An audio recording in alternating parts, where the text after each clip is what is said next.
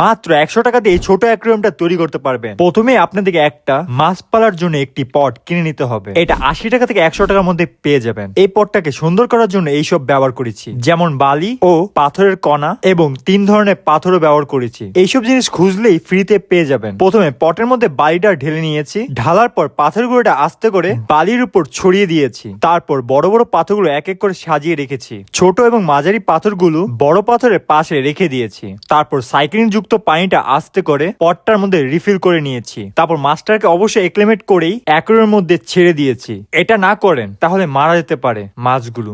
অবশ্যই শখের কারণে রাখতে পারেন, কিন্তু এই ছোট পটে মাছ রাখলে তাড়াতাড়ি মারা যাবে। 1 ফিট থেকে 2 ফিটের একটি অ্যাকুয়ারিয়ামের মধ্যে রাখার চেষ্টা করবেন। Comment time. ভাই আমার গাপ্পি মাছ 3টা বাচ্চা দিচ্ছে, এর কারণ কি? এটা হওয়ার বড় কারণ হলো প্রথমবার বাচ্চা দিলে এবং অল্প বয়সের হয়ে থাকলে মাছ কম বাচ্চা দেয়, আর প্রাকৃতিক পরিবেশে মাছ বাচ্চা বেশি দেয়। আল্লাহ হাফেজ।